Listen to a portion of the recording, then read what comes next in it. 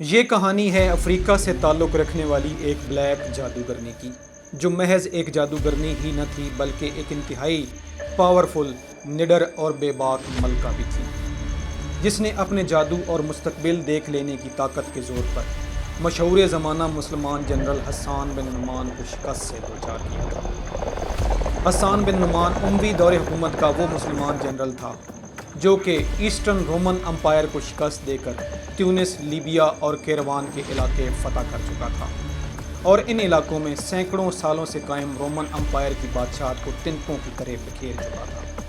لیکن اب سوال یہ ہے کہ پھر ایسا کیا ہوا کہ وہ ایک چھوٹے سے بربر قبیلے کی ملکہ کے سامنے بالکل بے بس ہو کر رہ گیا؟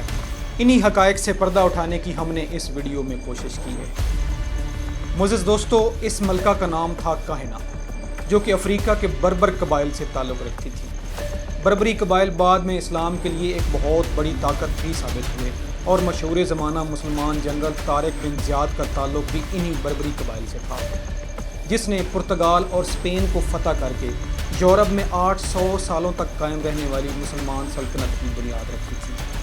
جب حسان بن نعمان ایسٹرن رومن امپائر جیسی بڑی طاقت کو شکست دے چکا اور مغربی افریقہ پر اپنا تسلط قائم کر چکا، تو کاہنہ نے بھی مستقبل دیکھ لیا تھا۔ وہ جانتی تھی کہ یہ شخص اب رکنے والا نہیں ہے اگر اس کو روکا نہ گیا تو۔ چنانچہ کاہنہ کی پیشین گوئی 100% درست ثابت ہوئی اور حسان بن نعمان ان کے دروازے پر دستک دینے لگا۔ لیکن کاہنہ جانتی تھی کہ اس مسلمان سپہ سالار کے بڑھتے ہوئے قدموں کو کیسے روک لگائی جا سکتی ہے۔ ویسے تو حسان بن نعمان جس علاقے میں بھی جاتا، شہروں کے شہر سرنڈر کر دیتے اور لوگ اپنے علاقے خالی کر دیتے، لیکن کہنہ مشق کاہنہ نے ڈٹ جانے کا فیصلہ کیا۔ اس وقت اس کی عمر 120 سال کے قریب تھی۔ اس نے تمام بربری قبائل کو متحد کیا، تمام مردوں اور عورتوں کو اکٹھا کیا اور ایک 40,000 کا لشکر ترتیب دینے میں کامیاب ہو گئی۔ وہ عربوں کا مقابلہ عربوں کے انداز میں کرنا جان چکی تھی۔ وہ جانتی تھی کہ عربوں کی اصل طاقت ان کے گھوڑ سوار اور تیر انداز ہیں، اس کے علاوہ ان کی میدان جنگ میں لڑنے کی حکمت عملی ہے۔ چنانچہ اس نے اپنے 40,000 کے لشکر کو 2 حصوں میں تقسیم کیا، ایک حصہ تیر اندازوں پر مشتمل تھا اور دوسرا حصہ گھوڑ سواروں پر مشتمل تھا۔ اس کے علاوہ اس نے میدان جنگ میں اپنی لڑنے کی حکمت عملی کو گوریلا جنگ سے تبدیل کر دیا۔ اس نے الجزائر کی اوریز ماؤنٹینز کا انتخاب کیا اور ان پہاڑی دروں میں اپنے تیر اندازوں کو تعینات کر دیا۔ جیسے ہی حسان بن نعمان اپنے فوج کے ساتھ ان پہاڑی دروں میں داخل ہوا تو کاہنہ نے مسلمان فوج پر تیروں کی بوچھار کر دی، جس کی وجہ سے مسلمان لشکر میں بھگدڑ مچ گئی۔ جیسے ہی بھگدڑ مچی، مختلف پہاڑی راستوں کے ذریعے کاہنہ کے گھوڑ سوار مسلمانوں پر ٹوٹ پڑے۔ اس اچانک حملے کی وجہ سے مسلمانوں میں بھگدڑ مچی اور وہ پسپا ہونے پر مجبور ہو گئے۔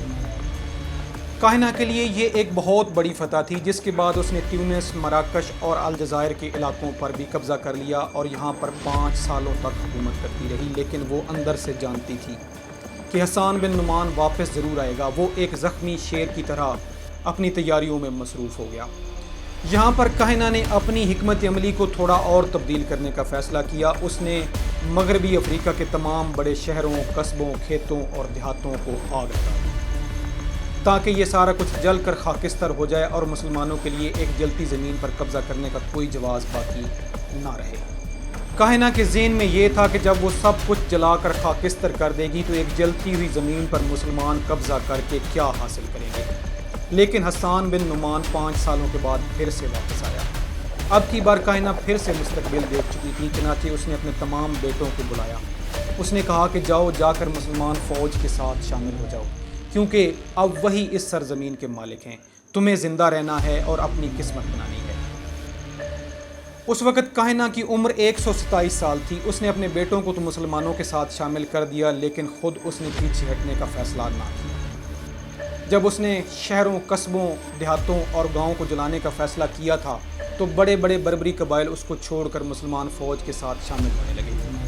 اس کی یہ ایک حکمت عملی اس کے لیے زہر قاتل ثابت ہوئی، لیکن وہ پھر بھی پیچھے ہٹنے کو تیار نہ تھی۔ بڑے بڑے بربری قبائل اور اس کے بیٹے تک اس کو چھوڑ کر مسلمان فوج کے ساتھ شامل ہو چکے تھے، لیکن اس نے پھر بھی ڈٹ جانے کا فیصلہ کیا۔